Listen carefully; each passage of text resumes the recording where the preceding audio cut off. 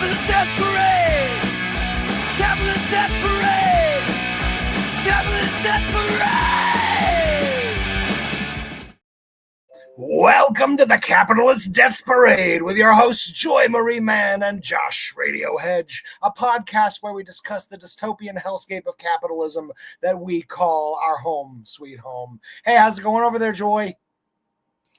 Hello, everybody. Hello. I always start off the show British and then just end up my Valley Girl-ish self throughout. You start British, you midway a little Scottish, and by the end you're always Gwen Stefani. I've noticed this. This is not just on the show; yeah. It's in life.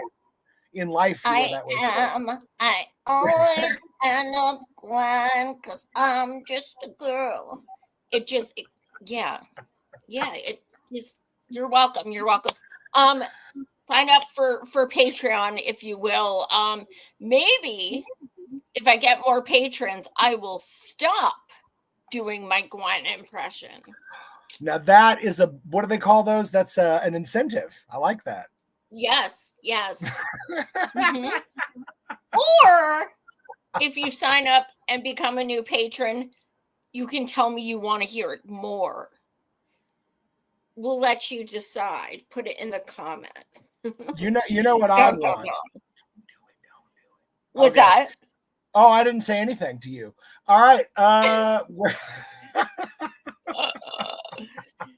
Who just joined us? I can't see who's in the comments. Oh, we got the aggravated progressive joined us and said, could we not love dystopia? And it's like, yeah, I'm with you on that. Fair enough. I don't want to love it. It's just I don't have a choice. It's love it or leave it, and I'm not ready to leave it. So no, it's like Stockholm Syndrome-y. What do we have this week? What a clusterfuck. Yay! Oh, yay. So where would you like to start? I mean, we can start on the topic that has completely infected the brains of everyone in this country in the last 7 days.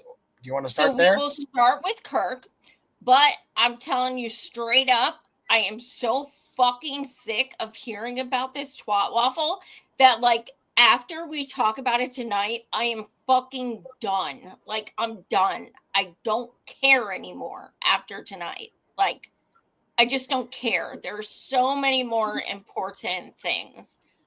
But we'll do it, it's a big event. So we'll do it tonight and, go from there. But if I see one more post, I mean, people are literally going batshit obsessive.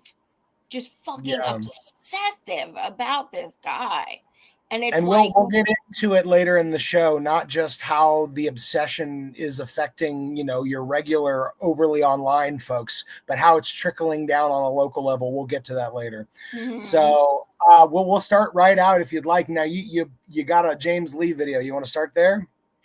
Yeah, that's my comrade. He's been on the show. I hate to use the word trust because it always bites me in the ass and it terrifies me.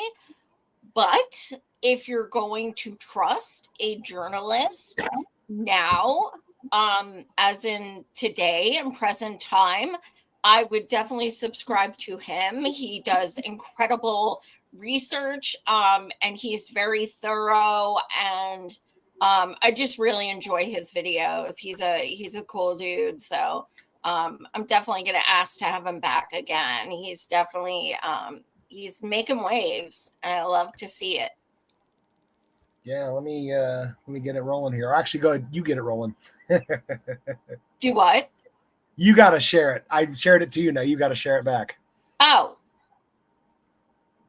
I know it's way too soon to even talk about something like this, but I think the American public deserves to know the truth about what happened to Charlie Kirk. This is a source that I trust very much, and this is coming from the top levels of government. And they were having dinner with senators in the Senate Foreign Intelligence Committee. They are not openly saying this at this point, Of course not. but in private conversation, they're saying, hey, this looks like potentially Israel is behind this. Wow. And then in terms of getting to the actual evidence itself, a very close friend of Charlie Kirk's put out there. Charlie didn't want to put out this tweet himself, but he told a friend to put it out on the internet and said, hey, if I go against Israel, I think they will kill me. And when did he say this? This was August 13th. So less than a month ago. I can see Charlie over the last few months sort of take in new information and have his mind shift a little bit, right? He used to be an Israeli loyalist. Then he starts to sort of mildly criticize Israel in that, hey, I don't think, we shouldn't be allowed as an American to question the acts of a foreign government. I have text messages, Megan, calling me an anti-Semite.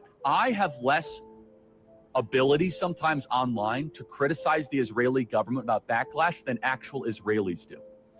Mm-hmm. And that's really, really weird, isn't it, Megan? And he publicly said, hey, maybe Epstein was Mossad. He certainly had a lot of connections to Israeli ex-prime ministers. And there's also this clip where he questions how October 7th happened.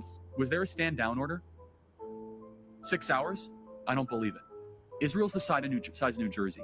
When I took a helicopter ride from Jerusalem to the Gaza border, it's 45 minutes. 6 hours. They're live streaming the killing of Jews.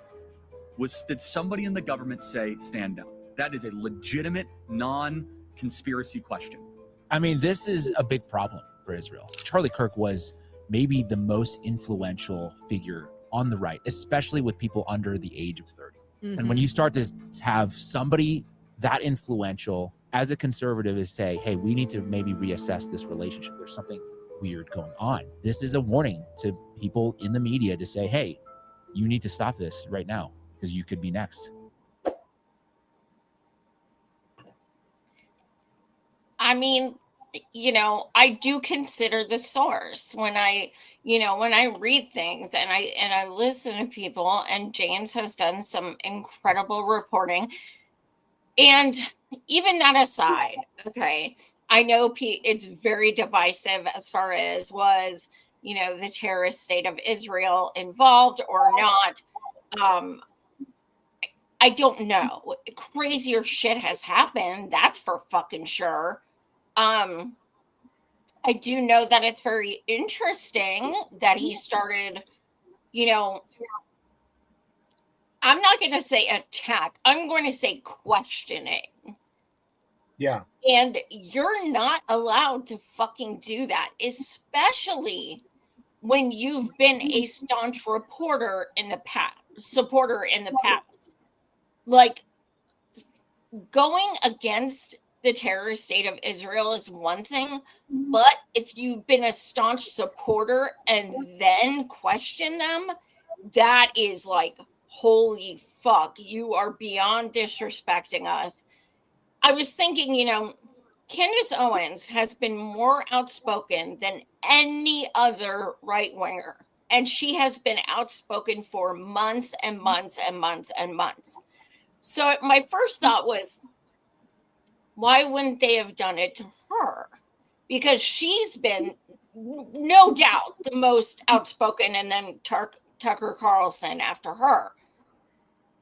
So I started thinking, why would it be Charlie? And then I realized, Charlie is being called an activist, and he has the most numbers.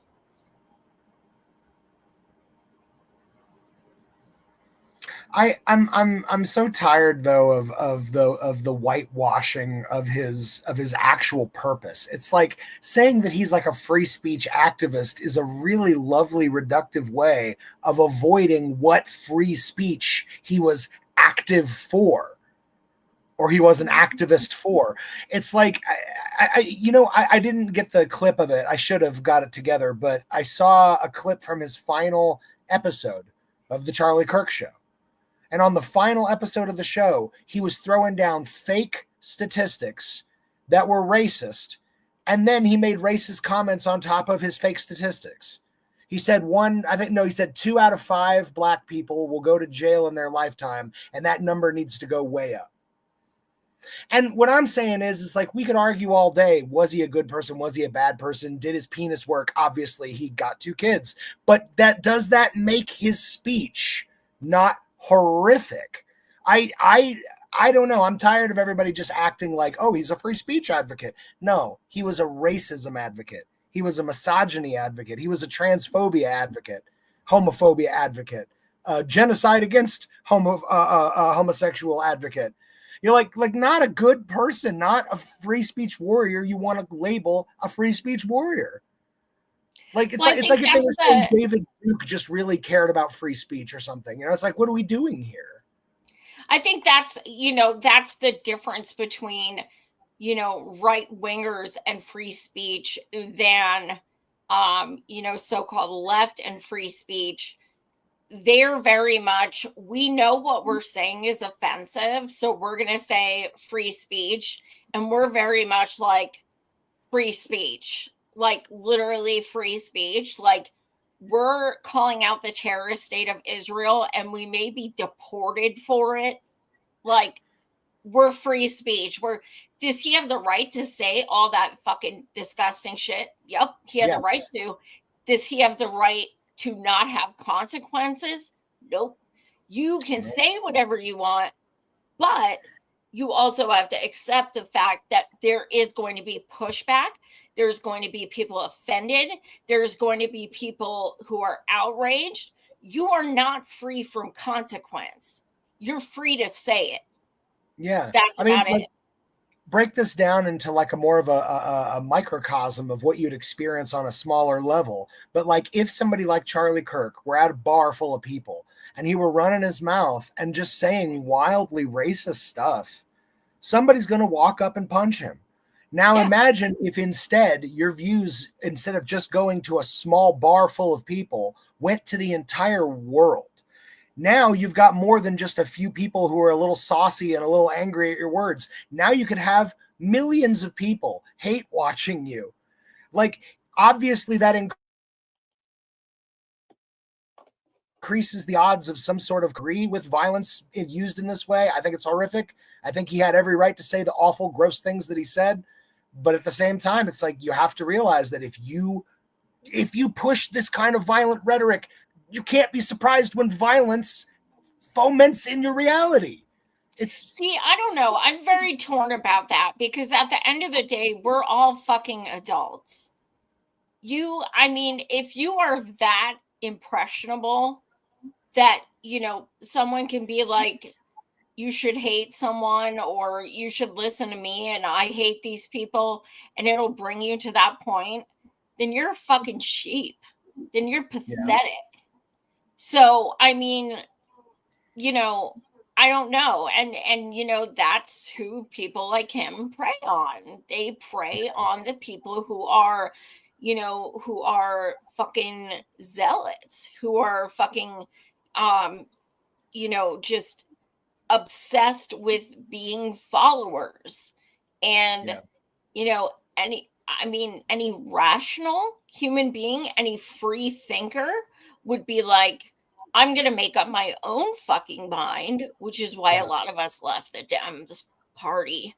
We're going to make up our own mind and fuck that dude. I disagree. I don't want anything to do with him. But people are very much in this cult mindset in the Republicans and in the Democrats. It's very fucking cult. It's very team sport. It has been for years. No, it really, really has. I'm going to hop us to the next one here. This guy, how many drugs is this guy on? Anyway, this guy.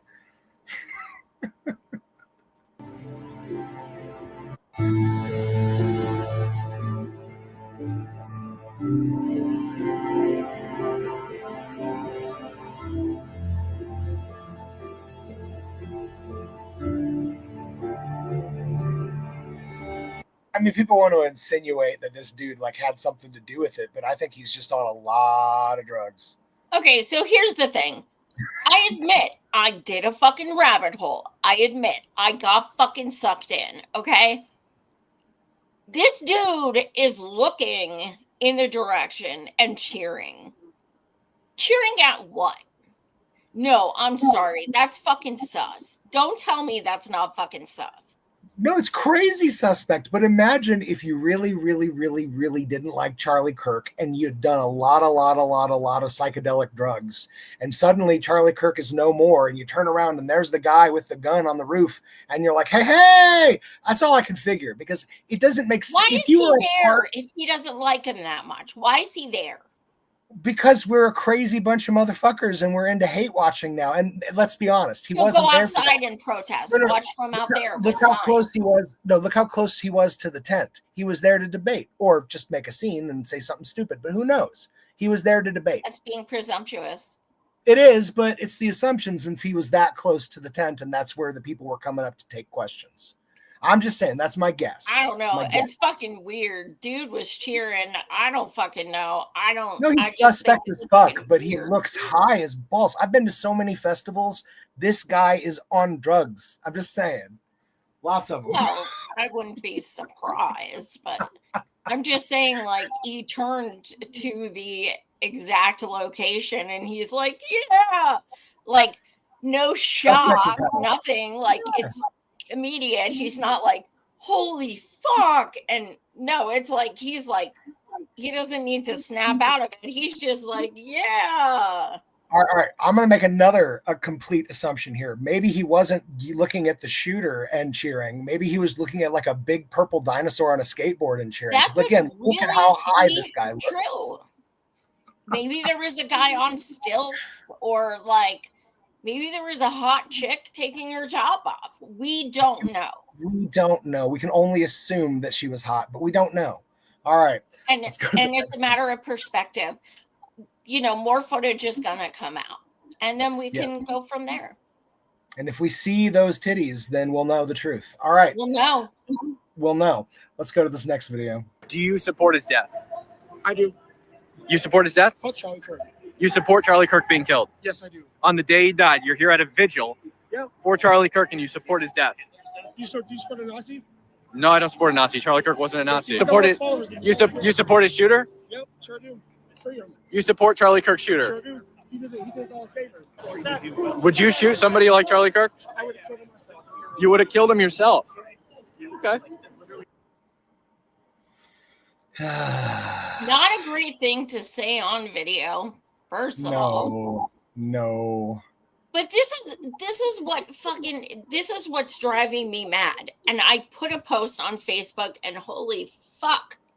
Oh my God. I finally just stopped even looking at the comments because people are just fucking nuts. They are so reactionary about it. I was not even talking about him as a person. I was making a point. I said something like, it was the day it happened. And I said, I'm watching all of these, you know, anti-gun Dems now cheering them on and saying, yes, oh my God, that was awesome. Which one is it? I didn't realize it had an asterisk after it when you said, I am anti-gun. I didn't realize it was selective. That's me calling out hypocrisy and selective outrage. That has nothing to do with who he is as a person. Literally nothing. People in the comments went fucking batshit. Do you know who he was? Do you know what he said about trans people? Yes. What does that have to do with what I said? Fucking nothing. I'm saying you're literally, guns shouldn't exist. Nobody should have them. Abolish Second Amendment, like as like hardcore as could be. And now you're there like, yeah. Which is it? Because let's be clear, replace Kirk with like Biden or someone, a Dem. Holy fuck, people would, oh my God, people. No, they wouldn't even care. It wouldn't even be newsworthy. That's the truth. It what? It wouldn't even be newsworthy because the Republicans and the people on the far right would be making nasty comments about some unalive Democrat, and no one would be getting fired. There wouldn't be some giant database of 80,000 Republican names. None of that would have happened because it wouldn't have been news, because people dying in this country, sadly, has just become commonplace. And the only reason this is different is because for once, violence touched one of their own. And, you know, I want to jump to something real fast just because I thought it was a really powerful bit of words on this very topic from Dave Littler. He said, there's a tacit understanding in America that the right-wing establishment and those who represent and advance its interests have a monopoly on cruelty, indecency, and calls to violence. They're entitled to it, whereas it's a heinous crime for anyone else. It is effectively a caste system. And I got to tell you, that's what it's felt like this whole week, like a speech caste system. That if you, for any reason, you don't even have to dislike Charlie Kirk. People have been fired for quoting Charlie Kirk without comment this week, his own words, and people are losing their jobs. So how is it not a caste system? Because again, I don't see this happening in the other direction. You know? It's insanity. This is like, you know, so many of us have talked about how when people die, they are martyrs. This is a fucking level we have never seen. Yeah. I mean, truly, put the flags at half staff. I thought that was for people in government and veterans and shit like that. And podcasters. Well, Joe Rogan. They better do it for me. Shit. Savage Joy Day, everybody. Woohoo. Oh, God. All right, let's jump to the next one. Wait, the Mossad expired Charlie Kirk? Nah. The evidence that shows that Epstein was a creation of either Mossad, Israeli intelligence, American intelligence, members of Congress are actively being blackmailed. The Epstein playbook is being used on a daily basis. Because recent history taught them nothing's worse to Zionism than a Zionist with millions of followers that starts asking the right questions. Because eventually he might turn and millions of his loyal Zionist followers would just follow. When a lawmaker, a man I respect like Ted Cruz, uses the Bible to justify aid to Israel, doesn't even know the verse, do you guys think that's like not the best way to approach it? If I criticize AIPAC, I'm anti-Semitic. Do you think that that AIPAC represents a kind of cutting in line of prioritization away from the American people? Yes. Wait, the Mossad expired Charlie Kirk. Whoops. Did he say Israel first is not America first? Whoops. Yeah. I don't know if Netanyahu saw that video before he did his little video claiming that Charlie Kirk was the staunchest defender of his vision of whatever crazy Zionist madness he's proposing next. Yeah, we'll get to that. We have a clip. We'll get there. Let's do it. Oh my God. Next one. Oh, here's Speak of the Devil. Before I let you go, I want you to address one thing, and it's just the absurdity of it. Some of the internet rumors that somehow Israel is behind the Charlie Kirk murder, and I don't believe it for 1 second, but I want you to make a statement. It's so absurd. That's insane. Israel also changes the orbit of the moon. Israel pushes the sun. I mean, the whole thing it's not only insane, I think it's so absurd, so stupid, and so ridiculous. You can't believe that people are saying this. They just found the perpetrator. They'll get to the bottom of this, but they go. They have no limits. When you hate Jews, when you hate the Jewish state, you're willing to say anything and promote all these absurd rumors. And by the way, they're willing to kill us all the time. I mean, that's what they're doing. And over the centuries, when Jews, especially in the Middle Ages, the horrific Middle Ages, the worst things were said about Jews you couldn't possibly believe. We were poisoning the wells. We were drinking the blood of Christian children. You name it. I mean, these things, that continued actually up to the Holocaust. The Nazis said the same thing. We're carrying vermin. We're spreading disease. And people believed it. And every time they believed it, this was a prelude to a greater and greater massacre, culminating with the worst massacre of them all, the Holocaust. Well, since then, we've learned, when people spread these lies about us, prepare yourself for the assault. And You know, they're trying to delegitimize the state of Israel. Charlie Kirk said to me that he wrote me this detailed letter. You have to fight the slander. These untruths, these vilifications have consequences. And he was right. But I'll tell you one thing, we're fighting on the battlefield against the terrorists and winning. And he was fighting on the battlefield of ideas. And I think he was winning. He was going to win. That's why they shot him. I hope they don't silence him. I don't think people will give in to these ridiculous, ridiculous lies. Before.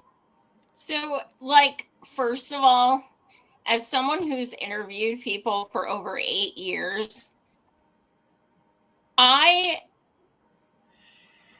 seeing someone who is considered a professional journalist on a major network sucking his fucking dick like that and being like, it's just absurd. I know it's just crazy. I know you wouldn't say that. Like, why are you leading him, dumbass? Ask a question. Like, first of all, why the fuck are you giving him airtime? He's a fucking war criminal. Why are you sitting there and why are you sucking his fucking dick?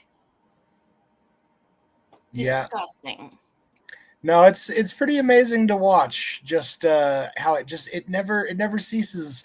How they have he has like a string of codes like you'd use to like launch a nuclear bomb, but instead it's a string of code words to try to unlock some empathy in your heart so that you would ignore the fact that they're literally doing 2 straight years of genocide.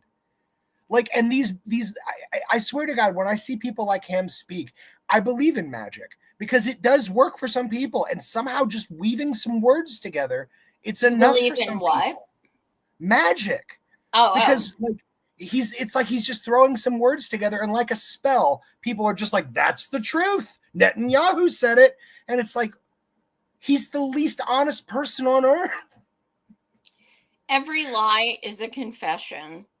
Yes. Let's jump to the next. He lasted a lot longer saying they were anti-Semitic, though. He waited like 2 sentences before he said it. I was actually pretty surprised with that. So maybe that's, improvement. Well, speaking of famous anti-Semites, no. Well, Candace is not well liked by Israel right now because she keeps talking about how you can't unalive people. Let's see. Oh, this is a long one. How long do you want me to go into this one? How long is it? It's like 11 minutes. Oh, that's what she said. Yeah, just like, I'll tell you one. All right. That's what she said. Can we bring in a clip of Charlie from a month ago speaking about the kind of pressure that he was under? Because I think that will also help to further contextualize this. Take a listen. I'm an American citizen. Yes, I want Israel to win. Yes, I'm a Christian. But like some of the mess, and you've seen how I've been treated, Megan, by some, not all, by some. No, it's very irritating. It's been almost so as unfair. They were coming after you after Turning Point for, among other things, that you had Dave Smith there. Dave Smith is allowed to criticize Israel. You had both sides. The Israeli side was overrepresented. Though. No, you're not allowed to. It's even worse than that. Again, I just want to repeat for the 5th time. I love Israel. I want Israel to win. But my moral character is now being put into question, Megan. Not my decisions. Not like, hey, are you doing this? Is it smart or is it dumb? But no, I am a bad person if I do this. And I could go, you saw it, Megan. It was trending on Twitter, thousands of tweets and text messages.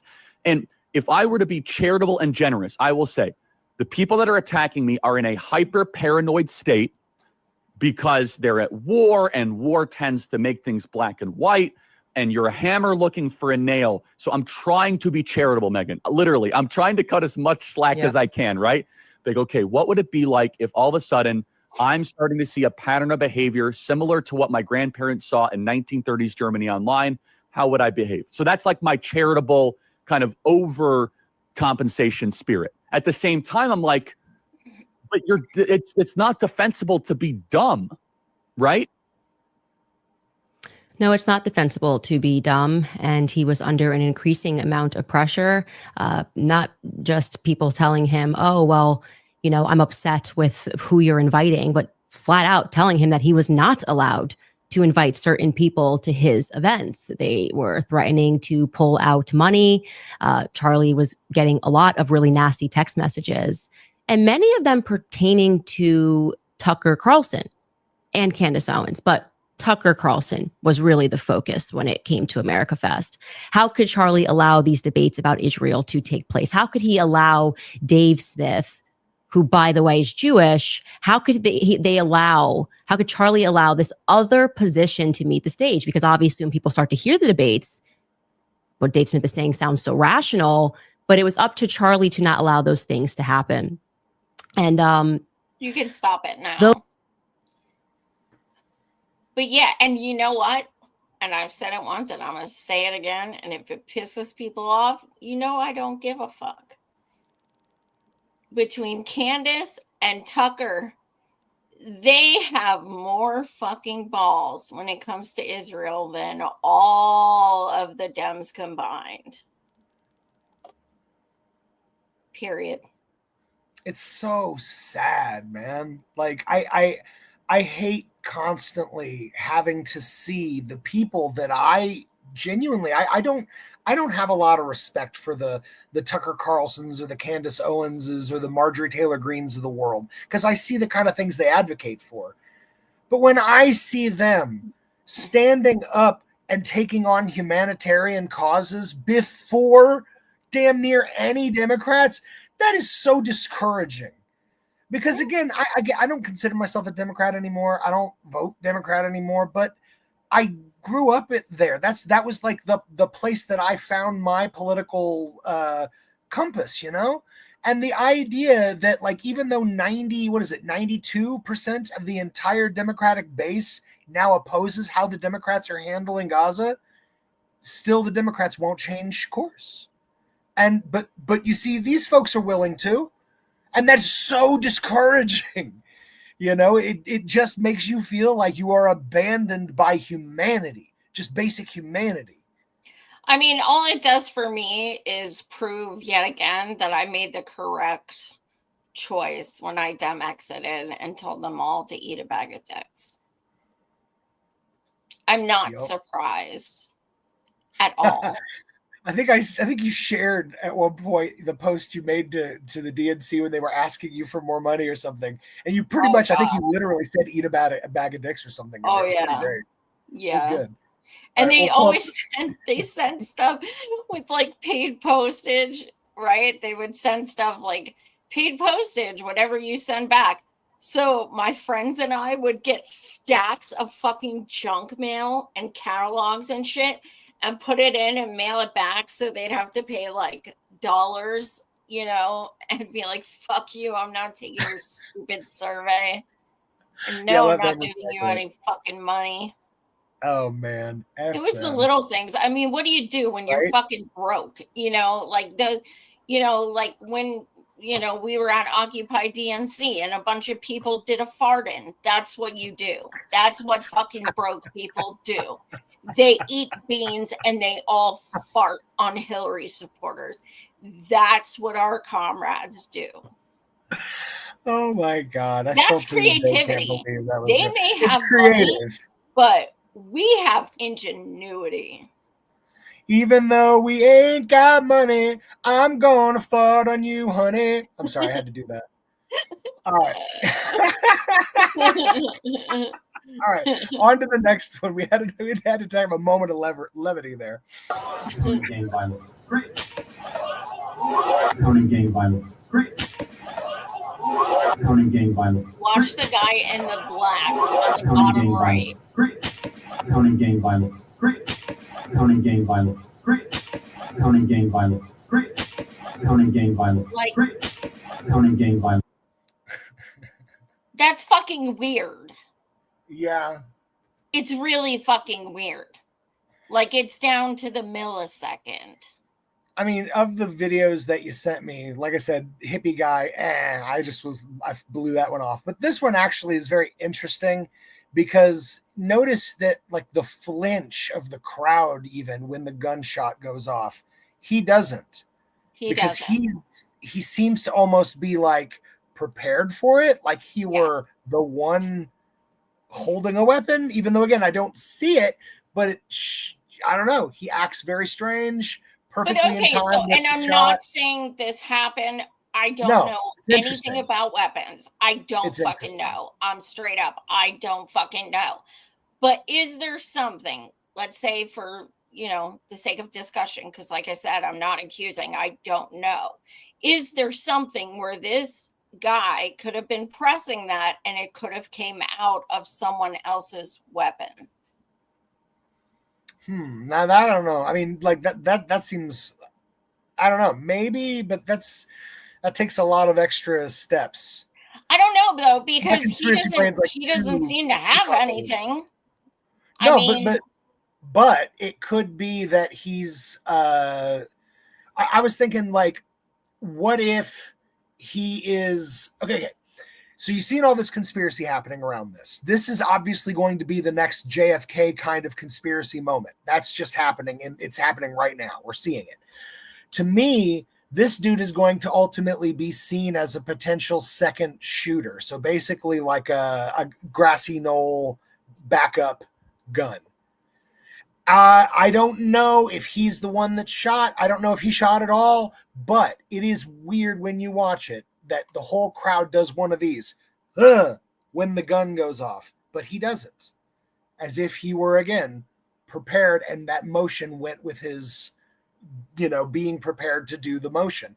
It's weird. Then someone else? It doesn't mean anything, but at the same time, conspiracy people are going to tear this apart for years. Oh, yeah.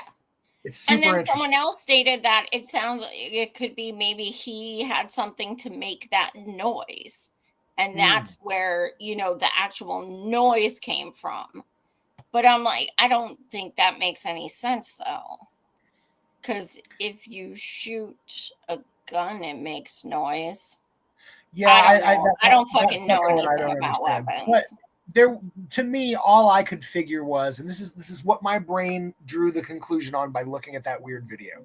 I imagined this guy has some sort of a pulley device up in his sleeve, and maybe just somewhere on his body, he has a concealed weapon that will fire a charge, and he knows how to aim it in a way that he is an unarmed civilian. Because again, if you look at like the church hearings, they had a gun that could like give you a heart attack, and the evidence destroys itself within like 30 or so minutes. So literally it was an untraceable heart attack gun in the 1970s. So the idea that some dude might have like a little pulley set up weapon thing, it's not that far-fetched compared to what we know that the FBI and the CIA have been into. So, well, the other thing I was thinking is this guy's like security or something, right? I'm not sure. He's in an outfit. Yeah, he looks like he might have been. Yeah. So the other thing I was thinking is he looks to be standing while others look to be sitting, which means he would have a different vantage point. I don't fucking know. I read too much rabbit hole shit. We don't know, guys, and no one. If anybody tells you they know, they also don't know, because at this point we're all still piecing together what again will likely be the next JFK mystery of at least our era. So this one's a real trip. I kind of wish we didn't have all these video cameras, because all it does is fucking confuse me. Muddies the waters. Yes. Yeah, like I don't want to know all these things, because now my mind is all jumbled and I have so many tabs open, and I just don't fucking know. Well, I thought this as soon as I started seeing all the different angles and all the different cameras. I was like, dude, this is like an alternate universe like JFK, but instead of there only being like 2 or 3 cameras, there's 1,000. And suddenly, instead of there not being enough evidence, there's so much evidence that all the evidence contradicts the other evidence and makes all the evidence useless just by the sheer preponderance of it.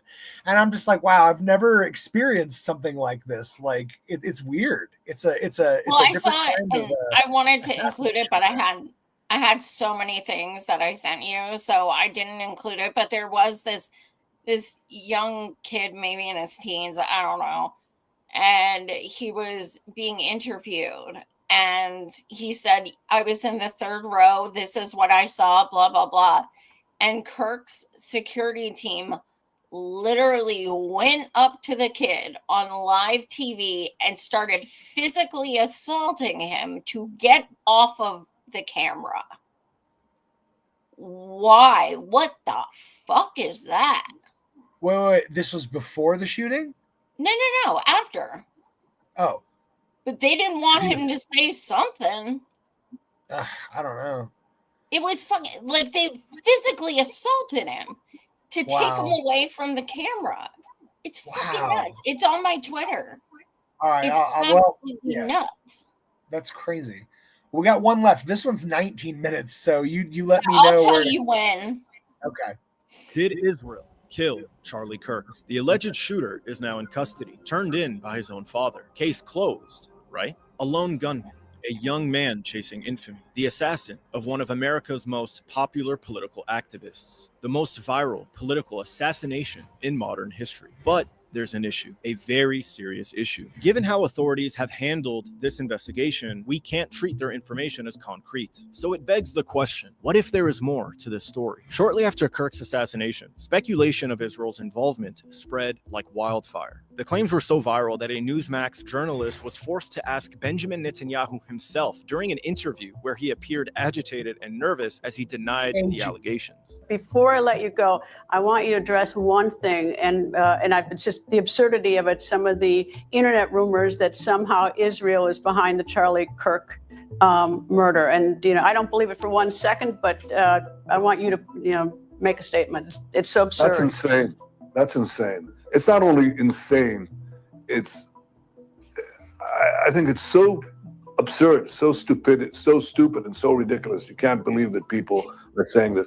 They just found the perpetrator. They'll get to the bottom of this. This speculation about Israel being behind Charlie Kirk's assassination came across as absurd to many people, myself included, given Kirk's history of loyal servitude to Israel and the Zionists. I mean, what motive would Israel have for killing their own loyal subject? But then came this bombshell. Journalists Max Blumenthal and Anya Parampil revealed Kirk was beginning to break ranks with the Zionists. He was questioning Israel. He was refusing Zionist money and platforming critics. And for that, he was met with intimidation and backlash from powerful Zionist figures. He was afraid of them. In this video, we'll dive into the article, lay out the claims, and we'll confront the very important question. Was Charlie Kirk's assassination just the act of a lone gunman? Or was it a violent coup by Israel to gain control over the most influential conservative organization in America?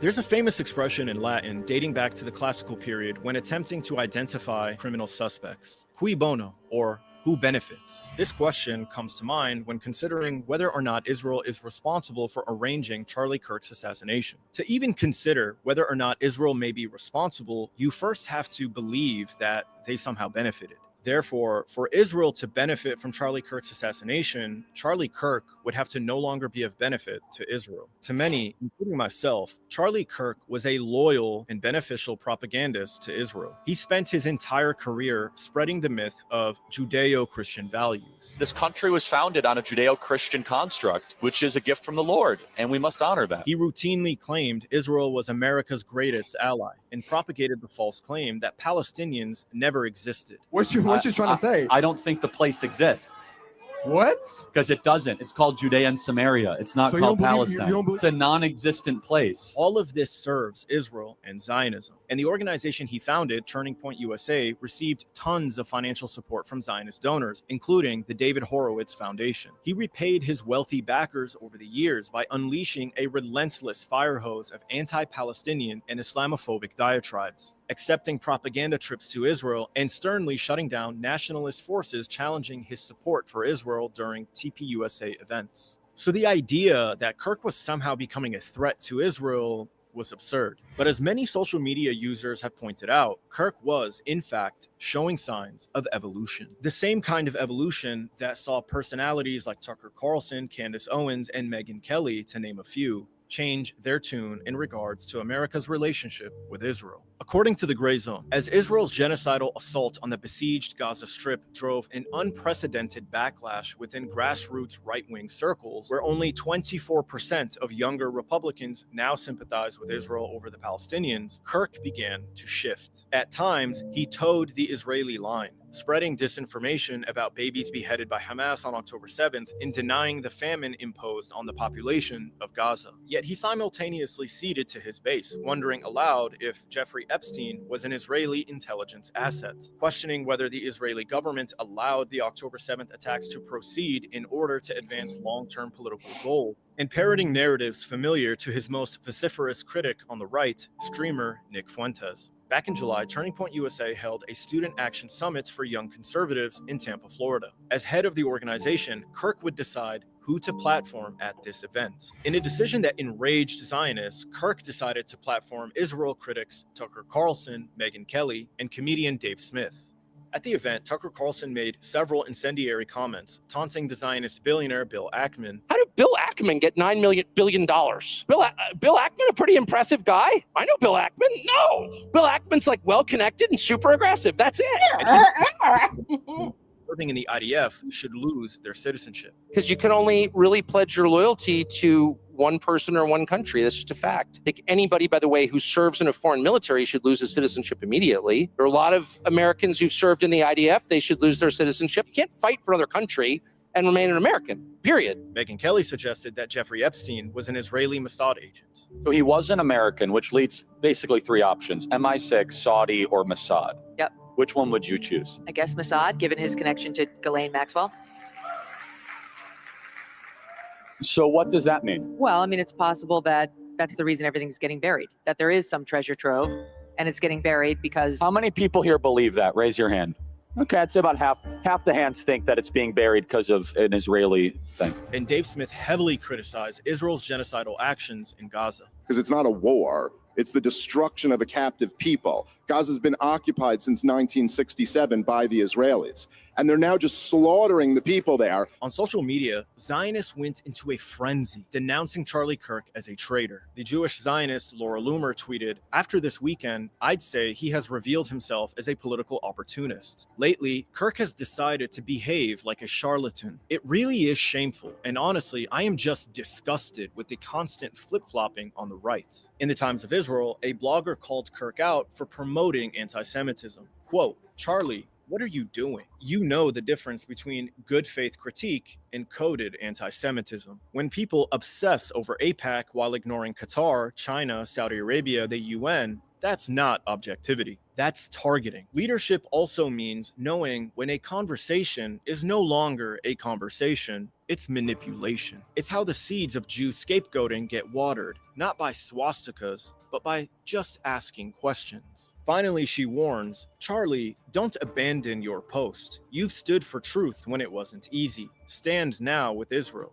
with reason, with your own better judgment." And the Jewish Zionists Mark Levin and Ben Shapiro also voiced their displeasure with Kirk over who he platformed at the summit. You and I, had people who we thought were conservatives sound a lot like the Marxist Islamists who were attending this event last week, don't they? They find that conservative groups and conservative organizations that have these weekend events and these seminars, whether they're for young people or think tanks or that sort of thing, can sort of turn it off sprinkled. now.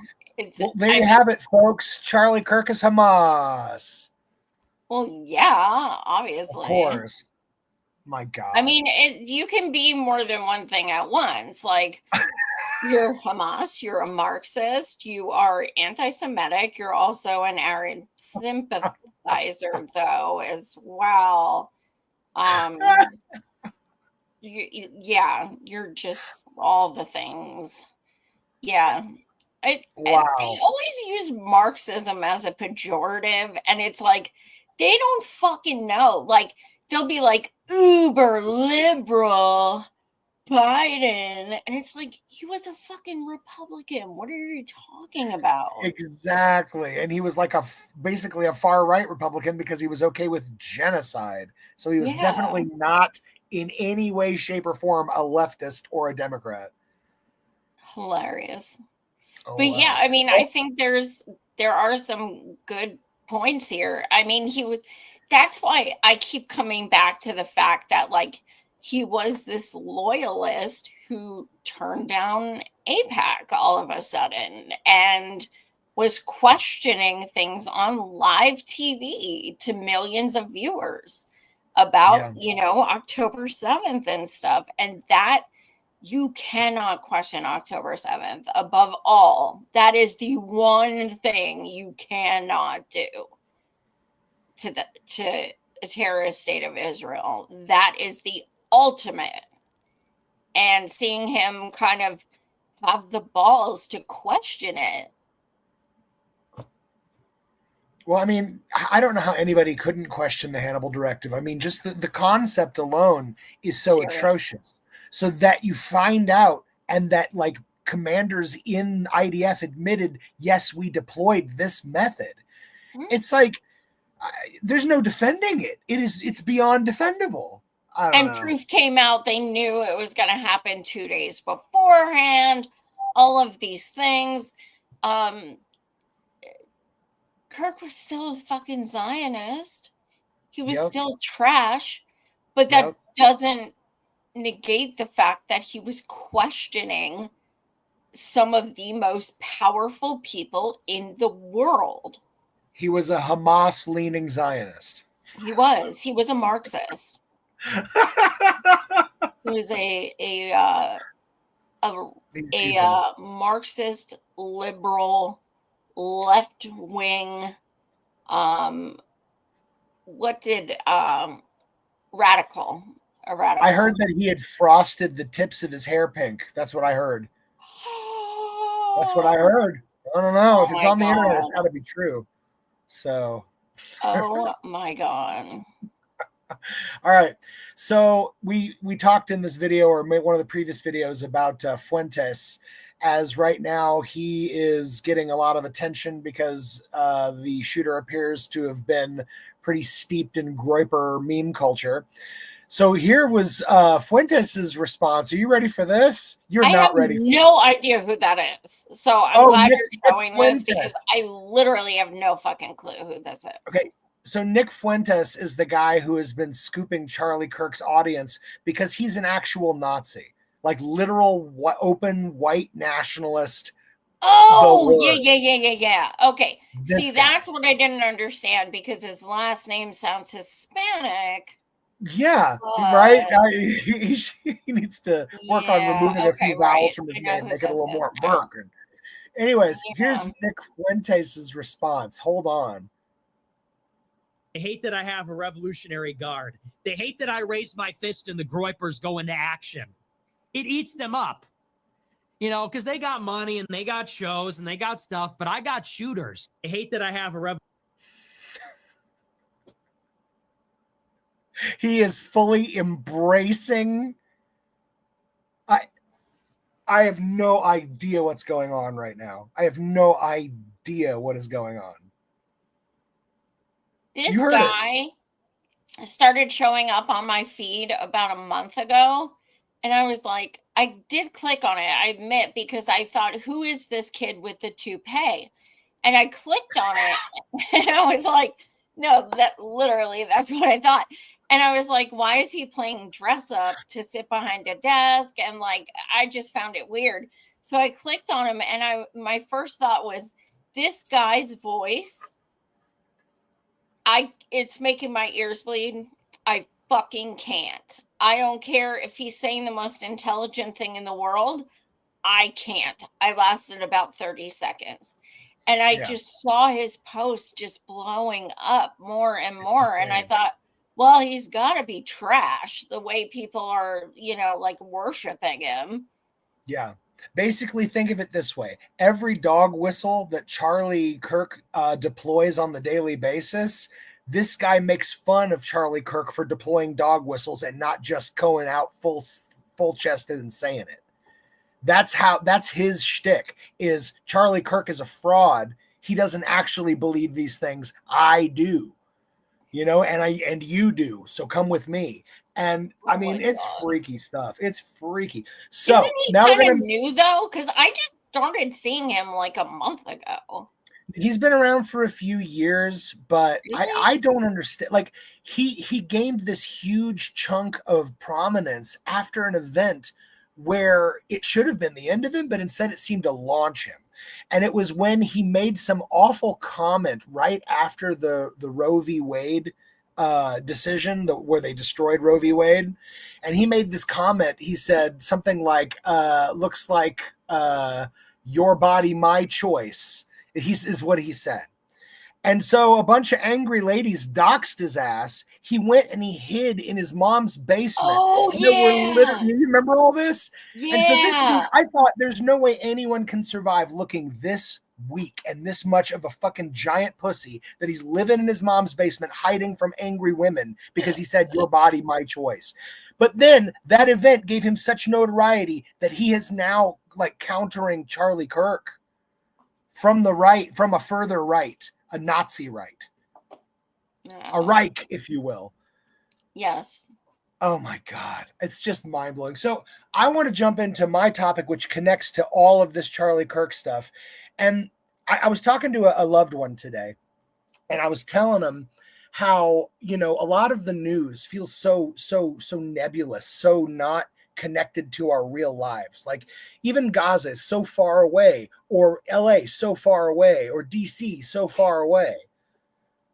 But this Charlie Kirk thing has exposed a desire within the American populace to turn on one another in really dangerous, and I would even say violent ways. And so I want to present to you the number one blowback happening in real time from this assassination. So I don't know if you guys heard, at first it was called charliesmurderers.com, and then it became charliekirkdatafoundation.org. Both of these have been shut down for like doxing, but what these people were doing, I'm going to read this to you. It says, we are now at well over 50,000 confirmed identities and nearing 60,000. Keep pushing. This doesn't even include all of your direct messages and comments, which we will get to soon. This is for Charlie. Can we get to 100,000? And then the next post is that they hit 64,000 just about. Now, what this is 64,000 different individual cases, people compiling a doxing record of their own neighbors for saying anything not in complete worship of Charlie Kirk. And I say when we look at the news, it always feels distant from us. What I'm going to show you now are things that are happening in my own damned backyard. These are people in my community. I've covered up names and faces because I just can't believe it. These are people in my community, Joy. I'm having too much fun getting people fired from their jobs over their posts praising Charlie's assassination. I won't stand for it. 8 down, many more to go. Another person's like, doing the Lord's work. Here's another one. This dude is trying to get a special needs teacher for special needs kids fired because she said something like, yeah, sorry, I don't like this guy because he's a bigot. And then we'll jump to the next one. Oh, he did it. He got it done. He got a special needs teacher in my community fired for saying, I don't like this guy's bigoted comments. Okay, this is my community. Next. Here's another one where how do people you are know it's like, does it say your town or something? Yes, I covered it all up because I'm not trying to like. I'm just asking, like, can you search by town or like? Yeah, but that's what I'm saying. Like all of this is happening in my valley where I live, where I do my work, where I live my life with my community. Okay, this is what I'm sharing to you is happening in my valley, and what I'm proposing to you is that my valley is but a microcosm of something that is right now taking place across the country. Okay. This one, they're calling out somebody who works in a food truck, because they called out Charlie Kirk for excusing child death. And they're like literally sending this to groups of people where dozens or hundreds, or in the case of that doxing website, millions of people were working to attack, like, I don't have the info anymore because these sites all got taken down, but they were putting up these people's names, addresses, where they work, the employer's phone numbers, the employer's emails. This really happened. It's still happening. Okay. And now I'm going to show you where this all leads ultimately. Well, this is another example. This is from my old hometown back in Indiana, back at my old alma mater. One of the teachers at my own alma mater getting fired because she said she doesn't like his how he excused kids being killed. Okay, and then one more example. Here's what I don't understand. Yeah. His fans being like idiots and being outraged. Okay, I expect that. What I don't understand is why in the flaming fuck a school system would take that as grounds for being fired. That's what I don't understand. How does that make sense? What did she say that was like, was it like, fuck you, I'm glad, do it again? No, here we go. This is her post. They included it right here. I'll read it. Let me be clear. If you think Charlie Kirk was a wonderful person, we can't be friends. His death is a tragedy, and I can and do feel for his wife and children. I believe in the resurrection, and while it's difficult, I can and do pray for his soul. Charlie Kirk's death is a reflection of the violence, fear, and hatred he sowed. It does not excuse his death, and it is a sad truth. The shooting is a tragedy, and I can and do feel for a college campus experiencing an active shooter situation. The deaths of Melissa and Mark Hortman, the children shot and killed in Minneapolis last month, and the children shot in Colorado today are all tragedies that also deserve your attention. Charlie Kirk excused the deaths of children in the name of the Second Amendment. That is what she lost her job at my alma mater for. I don't understand how that is. I have to wonder if these like employers are like scared of the pushback if they don't fire these people. Because this is like so not offensive, except, you know, like the Lord and Savior part. But like to be fired, like I don't know. I don't understand why that would get her fired. It genuinely leaves your head spinning, right? So I'm going to show you one more thing in this topic. This is kind of what I'm ultimately hinting at. Where I feel like this is all heading towards. Okay. So Saturday in my town, there was a freaking a pride parade for Charlie Kirk, where like hundreds and hundreds of people came like with flags waving and like drove a giant car full of like a caravan of cars. Don't say pride parade, okay? Because my blind ass literally thought, okay. No. Yeah. I meant pride for Charlie Kirk. This is what I meant. Well, there are gays for Trump, so I wasn't sure. There's some crazy shit right now. I mentioned this because all these people were coming all through my valley on Saturday, right? So here's what also happened on Saturday. Early Saturday morning, multiple Latino businesses in my community had their windows smashed out and were robbed. Multiple Latino-owned businesses in my community, 3 at least that I've been able to like look into and verify, at least from the info that they've proposed, and possibly more. And what I'm ultimately proposing here is these people come to my valley emboldened with whatever this white nationalist pride thing that they are pushing right now, mixed with their grief, their rage, all these things together. And suddenly a bunch of Latino businesses in my town get roughed up all the same morning, in the early morning, the same day that these people all show up. I don't know, Joy. Like every bit of my being says this ain't coincidence. It feels and even targeted. devil's advocate, even if you say it's coincidence, one is getting more attention than the other. Yeah. One will always get more attention than the other. It's just wild to me. I just never in my wildest dreams did I think that I would see this kind of stuff in my own town. But I think this is where we're at. And I don't want to be a downer, but damn if it doesn't make me feel the most discouraged I've ever felt to be an advocate for just humanity in this country, because these people, they're not coming with humanity in mind. They're coming with something else. And I don't know how to process it yet. I'm still working through it. That's what I had to bring today, Joy. Well, I've identified as a humanist for over a decade. And because I don't, ascribe to any religion or anything, and I feel as an activist that I, support humanity. Therefore, humanism spoke to me. That's how I've always identified myself.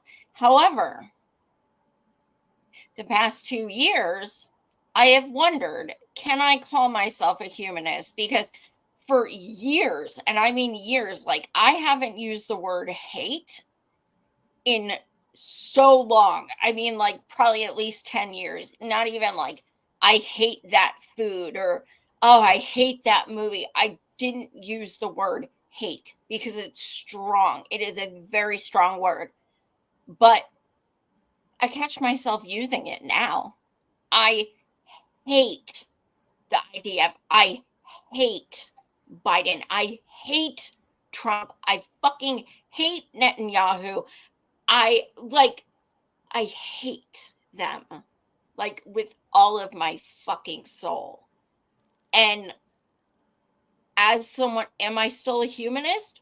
I don't fucking know. Am I a humanist because I hate these people because of what they've done to humanity? Maybe, but I don't know.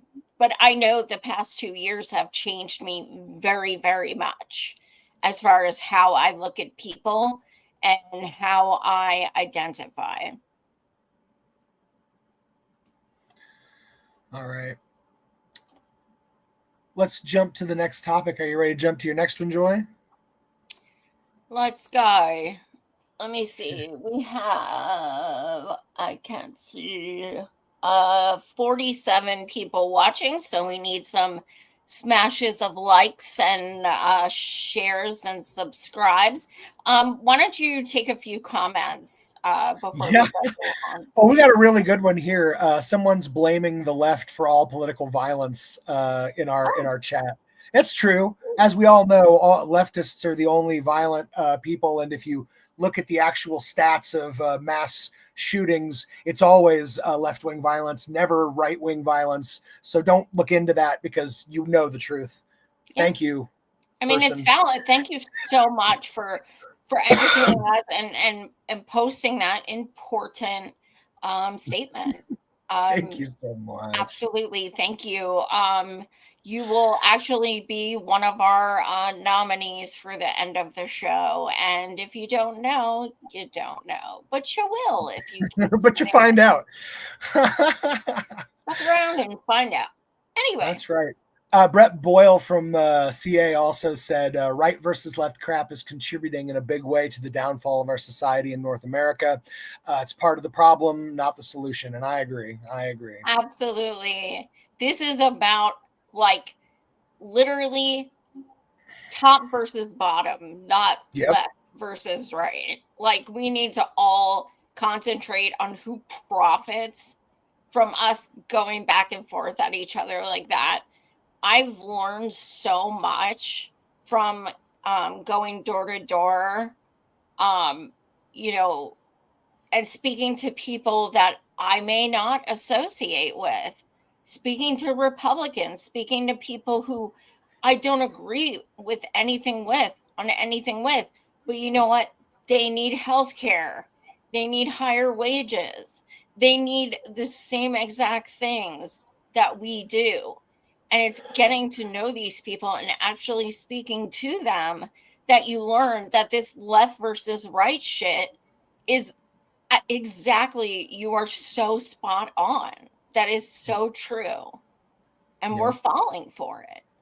Yep. And it's the circuses and bread and circuses, you know, like we've turned what should be our support of people that represent our political ideology into a freaking like team sport where we paint our faces and put giant grease paint letters on our chests. We're not being represented anymore. We're being like fans. We're fangirling and fanboying our representatives. What are we doing? Well, I wouldn't say we, because that sets me off, but you're like, well, I'm definitely not. I did want to show this, and this is exactly why I said tonight was like my only Kirk show, because like I'm done. Like I'm so done after this, tonight's show. I don't care anymore. I am so sick of seeing posts about him and everything like that. Like I'm just done. So it's back to more productive things. Exactly. Unless his name's on the Epstein list, I don't want to see it again. But let's go ahead and use it as a segue here. 350 Palestinians have been unalived in Gaza since Charlie Kirk was shot. Which one's getting more weight, you think? I wonder if it's the rich white guy. Well, let's jump right in. We've got a Tucker vid. How free are Christians to practice Christianity in Israel? Do you know that evangelicals as churches are not officially recognized in Israel? Not recognized by the government? By the way, evangelical Christianity is not officially recognized as a denomination in the state of Israel. The biggest problem Christians are facing is in East Jerusalem. They are constantly targeted by radical groups, radical Jewish groups. Let's be clear. Some churches, there was an attempt to burn them. Christian clergy being spit at by these groups. They write very offensive slogans on the wall. There is strong incitements against Christians, especially in the old city of Jerusalem. What kind of slogans, what kind of graffiti is written against Christians? A lot of it is calling for Christians, we don't want you here, you should leave. It seems that those who do these attacks are never held accountable. In fact, the heads of churches said in a statement that they feel there is a systematic attempt to empty Jerusalem of Christians. What? Jewish supremacy? What? Go to YouTube and type in like Israelis spitting on Christians or Israelis attacking Christians. But yet Christian Zionists are so fucking prevalent. But one thing I truly do not understand that it always comes back to, and I really don't hear people talking about it. Maybe it's the people I'm around. I don't know. But Christians believe in a man named Jesus Christ, and Jews do not. So why are they so like, I don't know. I don't know how to say what I'm saying. But can I tell you? I see it as they see align. each other as useful idiots for one another. As silly as that sounds. Yeah. It's just like, Christian Zionists will literally lick the boots of Israelis, and Israelis hate them. Yeah. And they're making it illegal again. To proselytize Christianity in Jerusalem. What's that? They're gonna make it a crime to tell the love of Jesus.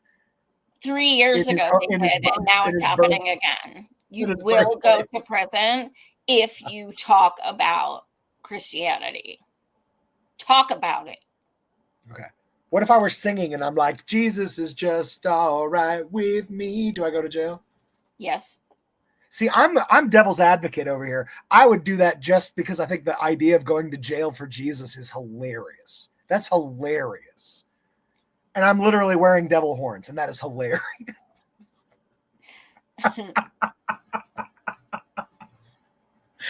Anyway, let's jump to the next one. Goodness gracious.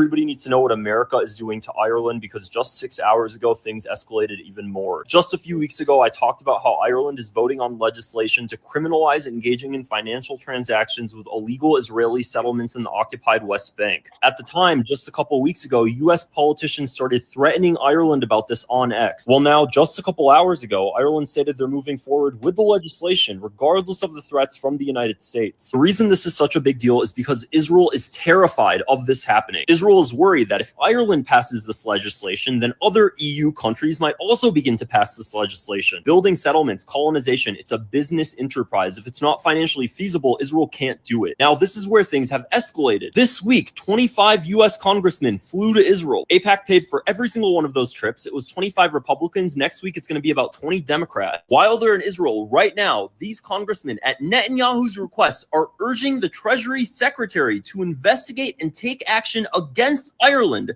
for boycotting Israeli settlements. The US government wants to take action against Ireland, which is a US ally, because Ireland wants to end trade with Israeli settlements in the West Bank that are illegal by international law. People need to understand that regardless of how much the United States defends Israel, the EU does have the power to enforce a two-state solution because of the fact that the EU is Israel's #1 trading partner. If all of the EU banned trade with Israel to impose a two-state solution, Israel would eventually have to capitulate because it couldn't handle the financial sanctions against it. That's why they can't have Ireland start a domino effect that could cause other EU countries to do the same thing. Whoa. Yeah, but honestly, I'm going to say it. Fuck a two-state solution. Yeah. But yeah, this is bananas. Yeah, I'm mind blown that we're trying to throw our allyship with Israel under the bus to defend Israel so that they can get more of their settlements, more money. This is insane. Why would we do this? Why would we? This is terrible foreign policy. I want to know who the 20 Democrats are that are going next week. Yeah. Oh, and by the way, I didn't put anything like this up because like we have way too many videos and stuff as it is. But 12 Democrats voted for Trump's immigration shit last week. 12.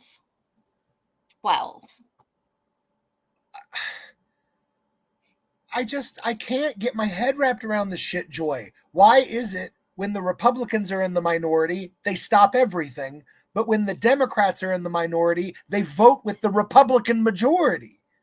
Because why is there no opposition in this country? Republicans have something Democrats do not. They have solidarity. They may suck, but they have solidarity. You do not see factions of Republicans like going at each other about like voting a certain way and shit. Dems try to destroy each other all the time, especially like the younger ones against the older ones, and people who are pro-Palestine and people who are pro-Israel. They're constantly fighting each other, disparaging each other. There is no solidarity in that party, but there's still this, you better bow the fuck down and worship this party because we are, we don't welcome you, but you better vote for us. But with Republicans, they have that fucking unity between them. And that's why they are so much more organized. And all we do is, all Democrats do is fight with each other and try to one-up each other and stuff like that. But they're not even fighting with each other nearly as much as they're fighting with the American people. Because again, if you look at what the people support versus what the Democrats vote on, it is like polar opposite from what we're supporting. So yeah, but to me, they know vote blue no matter who means we can do whatever the fuck we want, and you're still going to vote for us. You're stuck with us. Yep. Well, let's pull this next one up. All right, watch this video. Who did you not at all trust, even though you had to work with them? The Israelis. You didn't trust them? Not as far as I could throw them. You, or was that a cultural thing? It was cultural. We don't allow the Israelis into CIA headquarters because they would always come with gifts, and the gifts had always listening devices packed inside them. And, you know, somebody brings you a gift, you x-ray it. It's the normal process. And we're like, you guys can't keep coming back here every single time trying to bug our conference rooms.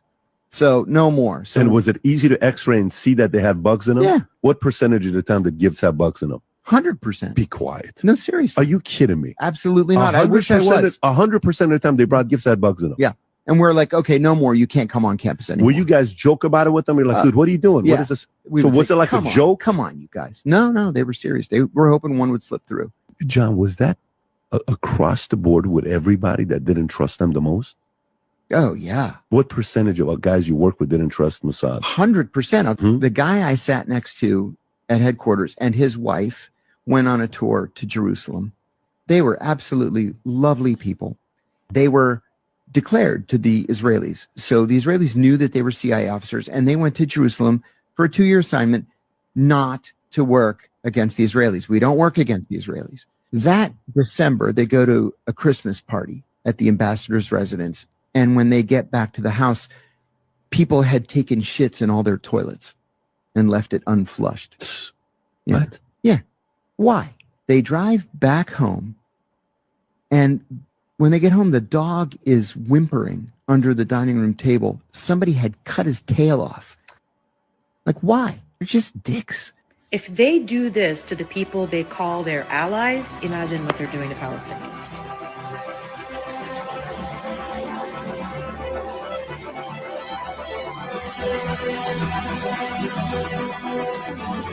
All right, well, this makes me think of that stupid golden pager that Netanyahu gave Trump that's in the Oval Office. Do you think they checked that? I hope. Oh, that's true. You know, I had John Kiriakou on my show before. I'm gonna hit him up. I'd love to have him back. He's in over 8 years. I can honestly say he's one of my top 10 favorite guests. Absolutely, nice. He's fascinating, and you know the fact that he was in prison for years for turning on the CIA is pretty fucking rad. That is pretty rad. Let's get to the next one here. But yet you must go kiss their wall. You must say the relationship between the U.S. government and the Israeli government is so freaking bizarre that once you see it, and once a whole generation of young people see it, it's like impossible for them to unsee it. The idea that it's just accepted as normal that the politicians for your country must worship this other country. And you're like, so what did that other country like beat us in a war and they're occupying us now? And you're like, no, you're the superpower. They're your welfare country, you know? But yet you must go kiss their wall. You must say, hey, Tammy Bruce from the State Department, where she goes, we're the greatest country in the world. Well, second greatest to Israel. And you're like, what? Making things better for people. And in the greatest country on earth, next to Israel. Next to Israel. That is a weird thing for any representative of your government to say. But yet you must go kiss their... For real, though. Like this, he's so spot. I have no idea who the fuck that is, but whoever it is spot the fuck on, because it is so bizarre, huh? Dave Smith. Oh, that is Dave Smith. Okay. Yeah. Yeah, he's spot on. And then Rubio went the other day and they made him take his cross off to kiss the wall. And like, isn't that kind of like not like Christian? You know, like I don't know. Like if someone told me, you know, take your keffiyeh off to do this, I'd say no. Like if you're a Christian, why would you take off your cross to go worship another religion? And what the fuck is with this wall? Like you can look up every fucking president and they're just like, yeah, oh, making like out with the thing. Porn picture, like, it's weird. It's really fucking weird. You know, I bet there's a similar picture of all of those same leaders, but doing it with the concrete owl at Bohemian Grove.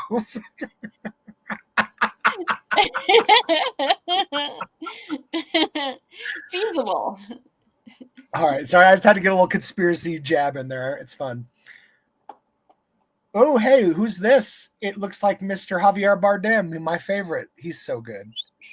If you find out a company that you're going to go into business with is in business with Israel, what do?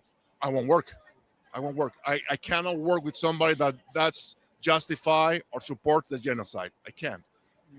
That's as simple as that. And we shouldn't be able to do that in this industry and in any other industry. Today in Madrid, in Spain, the cycle, La Vuelta, the bicycle tour, it was stopped by thousands and thousands and thousands of people on the streets marching, saying we can't allow the team of Israel being in this tour, so it's whitewashed.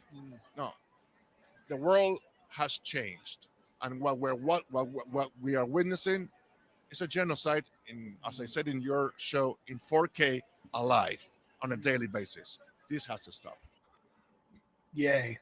No country for old Zios. That's right, Javier. You beautiful, beautiful man, you. Swoon. I love him. My question is, where the fuck is your wife?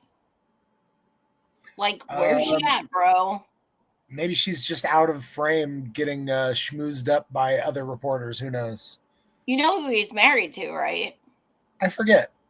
Penelope Cruz. Oh, that's right. Yeah, then she's definitely schmoozing with other reporters. They're probably just both being interviewed at the same time. Your husband is straight up hardcore. He actually said he got a lot of shit for this and he didn't walk it back. Like 2 weeks ago, he said Israel should not exist. Literally said that. I can't believe anybody. I don't want my show taken down, but I can't believe anybody wouldn't advocate for an ethno state. What's wrong with them?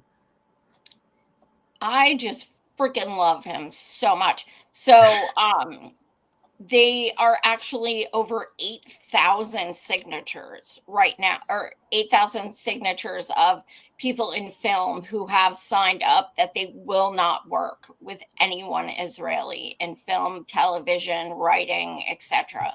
Over 8,000 people. It's growing. Let's see another one here. This is great. I'll pay the difference. Sorry. Finally, I just want to say, finally, go Birds, fuck ICE, and free Palestine. Thank you. Hannah, I wanted to ask you, when you were up on stage, you talked about Palestine, and I know you signed a pledge too. Can you talk about that, please? Yeah. So, well, I thought it was important to talk about Palestine because it's an issue that's very dear to my heart. I have friends in Gaza who are working as frontline workers, as doctors right now in the north of Gaza to provide care for pregnant women and for school children to create schools in the refugee camps. And it's an issue that's really close to my heart. For many reasons, I feel like it is my obligation as a Jewish person to distinguish Jews from the state of Israel because our religion and our culture is such an important and longstanding, basically like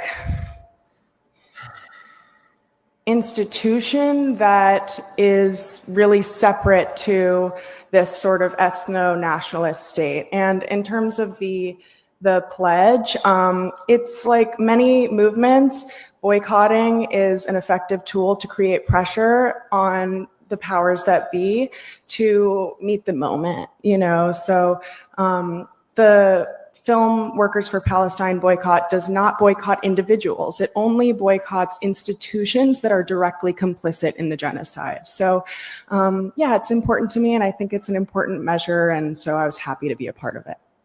Wow. Love her.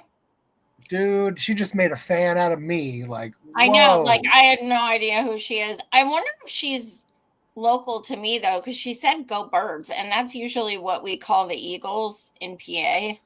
So I don't know. Hey, maybe she's an Eagles fan. Hey.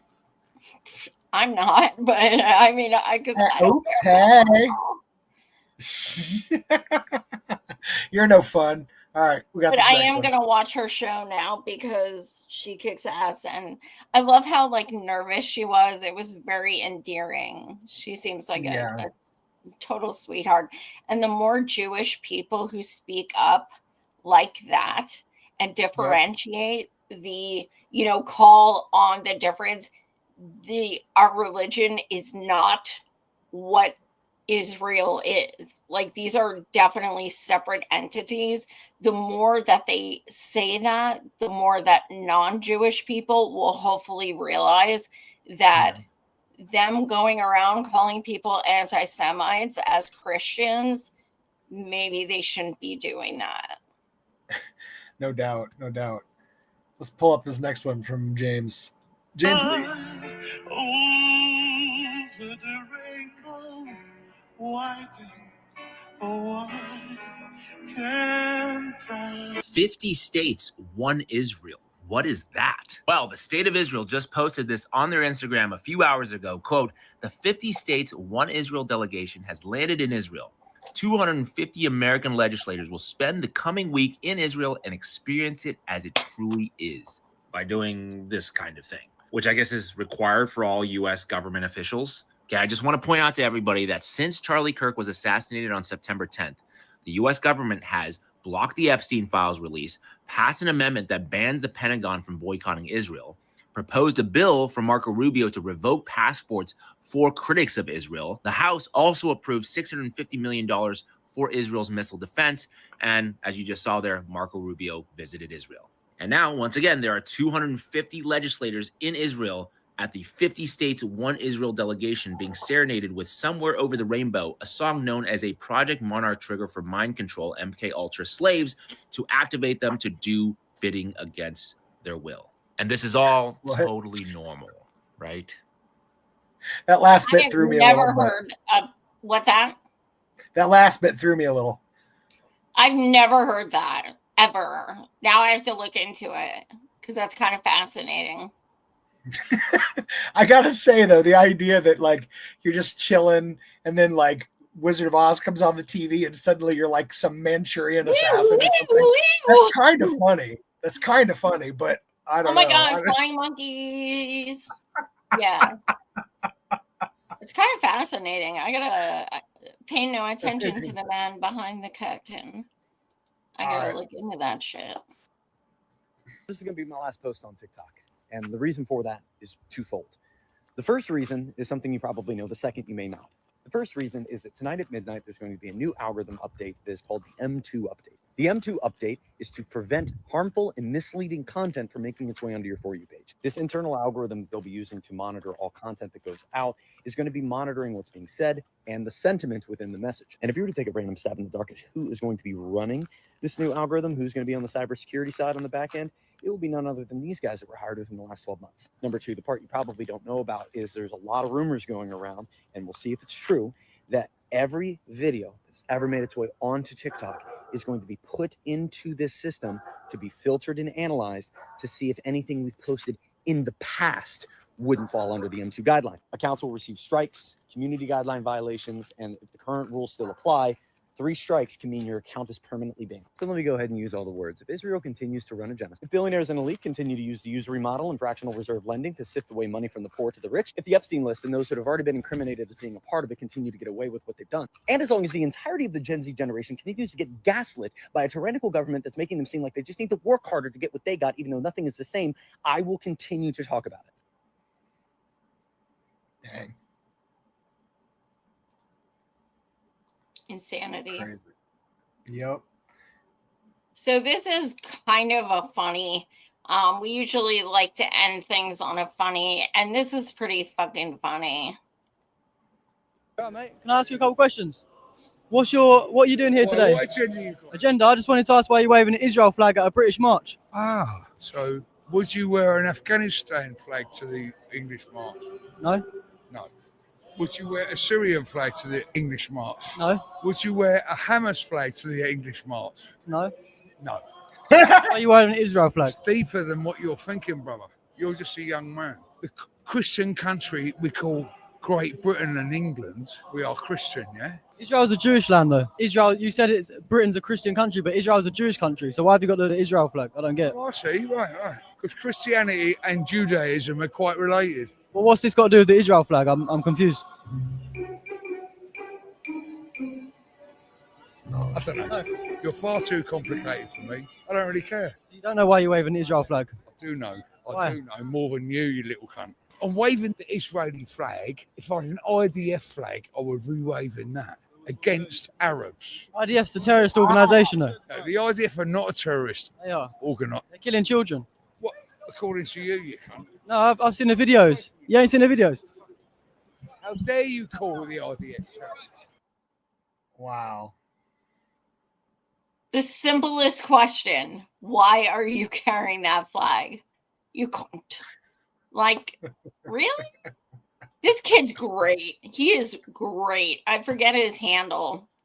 Can you scroll up a little? I follow him on Twitter. Savior, at Stairway to Freedom. He is funny as hell. He does these all the time where he just goes up to people. I mean, that took literally no effort.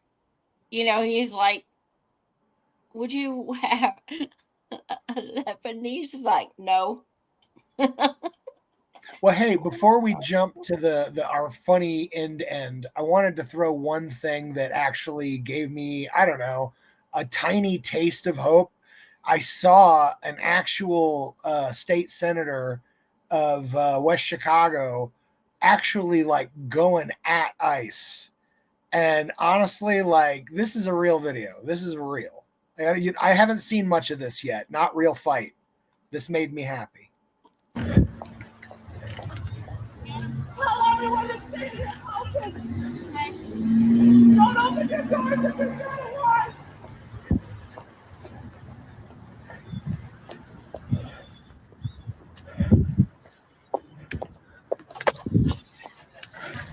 Come on. This is my city. This is my city. That's right. Take off your mask. Pussies. Take off your mask. Fucking bitches. What? What?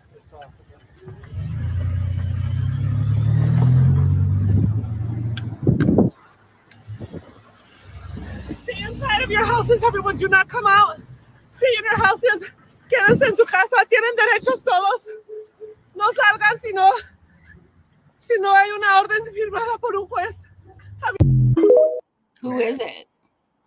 So that was State Senator Karina Villa for Illinois.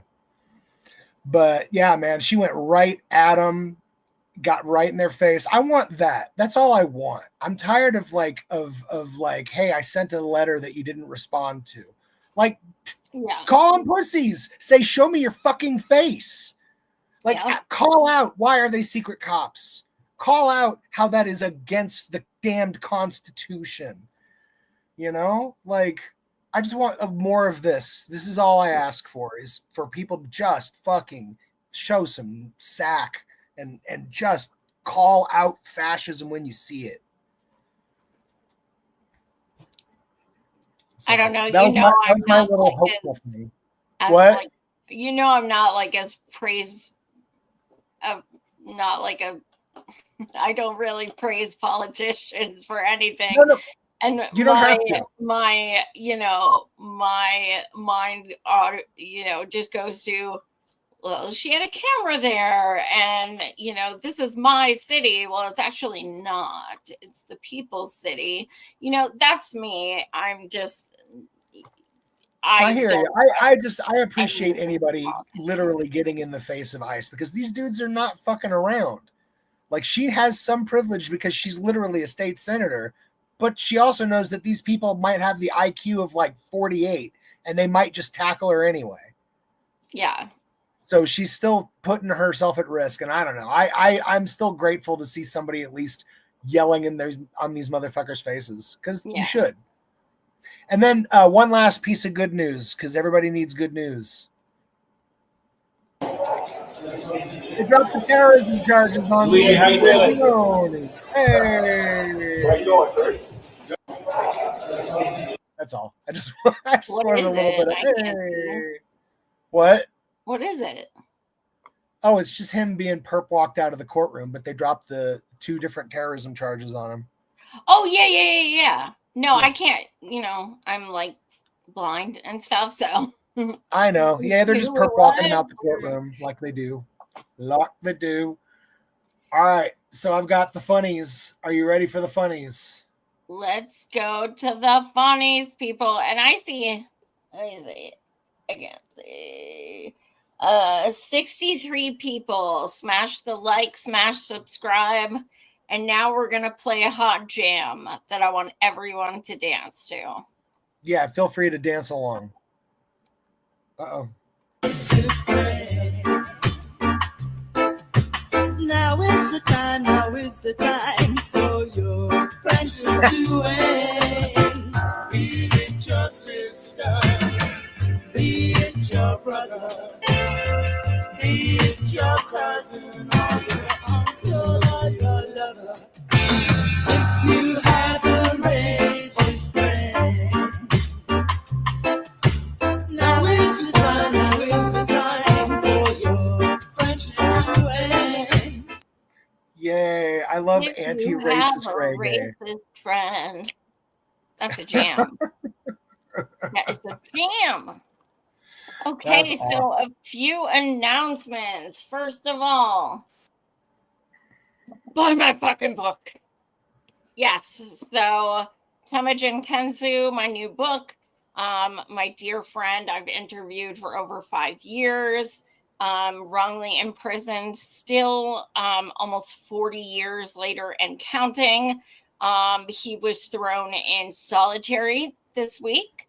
I'm not allowed to really get into info on that, but yeah, they're pulling some shit. The more he speaks out, the more they try to take him down. He's been proven innocent multiple times in a court, yet almost 40 years later, he is still in prison. I flew out to Michigan to visit him in prison. I get into that. I get into the case. I have court documents. I have proof of political corruption. The story is insane. And the reason I wrote the book is because he is now 62. He has a brain tumor and other medical needs. They are refusing to give him treatment as one of his punishments for speaking out. So I wrote this book because his story needs to be told. And the more people who buy my book, the more the story is told and the more people who are aware of what he is going through and the corrupt politicians who are quite literally killing this innocent man. So you can buy my book, barnesandnoble.com or amazon.com for paperback or Kindle. It means a lot to support independent writers, especially disabled ones. Not easy for a blind girl to write a book like this, but it needed to happen. And I appreciate anyone who buys it and learns his story. And then did you want to mention your guest that you're going to have later this week? Yes, tomorrow night I am having a buddy of mine, Eric. He is actually someone I met at a book signing I did in Boston. And he is a sweetheart. He's a wonderful man. He organizes something called Advocacy Con. And what it is advocates from all across the country and some even out of the country come together and share their stories of advocacy, do workshops. I've been asked to speak at the next one, which is an honor.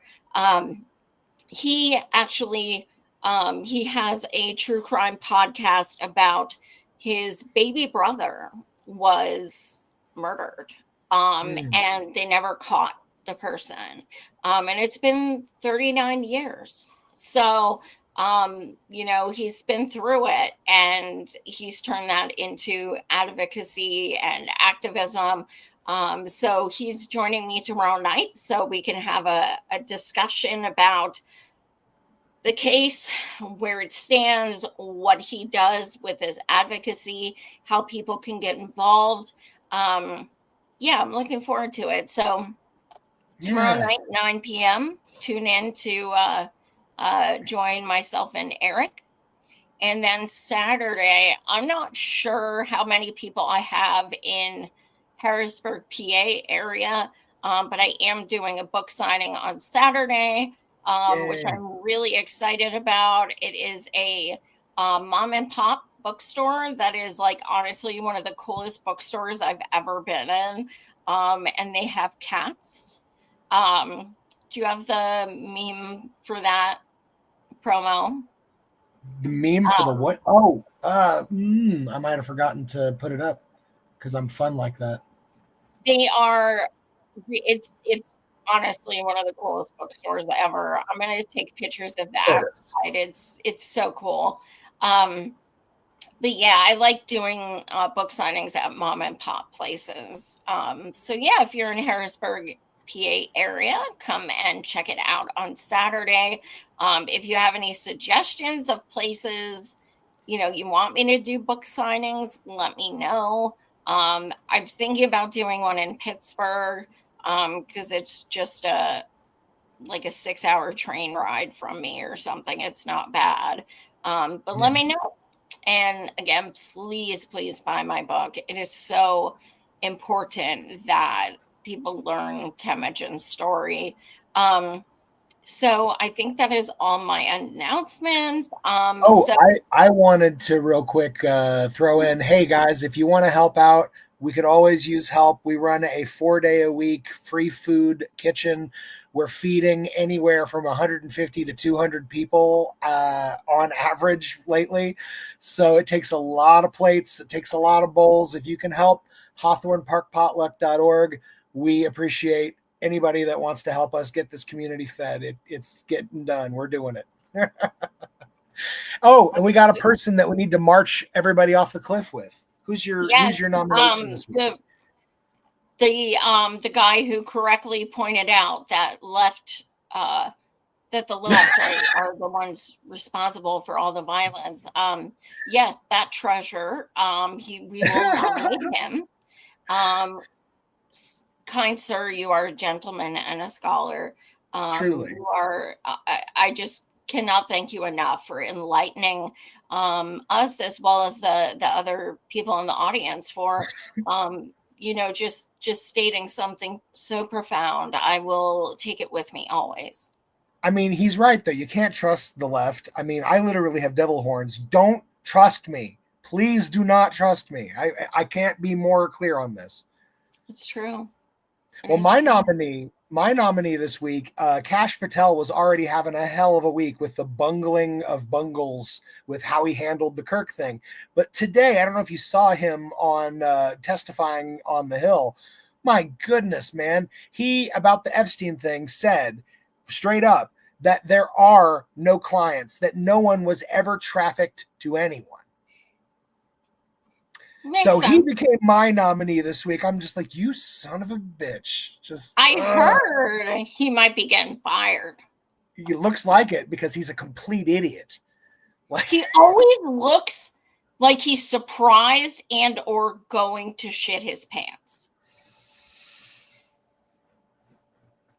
I can't even make my eyes as huge as him at all times. I don't know how he does it. It's incredible. It's really incredible. I don't know how his wife can tell what mood he's in because every mood is just.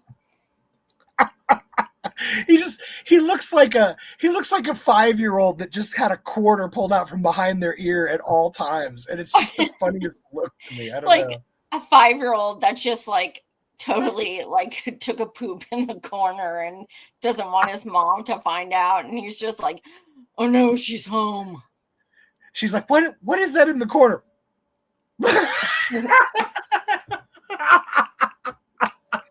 like Shaggy. It wasn't me. It wasn't me. Yeah. Well, with that, folks, I think it's been another wild week, and boy, has it been a wild week. Be sure to do some self-care also, guys. Love yourselves, love one another. Things are getting crazy. That doesn't mean you can't still show a little love to the people in your community, all right? Yes.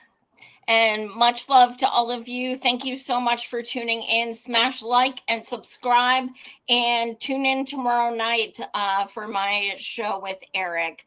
I think you guys are really going to love him. He's wonderful. So see you tomorrow night at 9 p.m. Eastern. Much And love. join us next week for our 40th episode of The Capitalist Death Parade.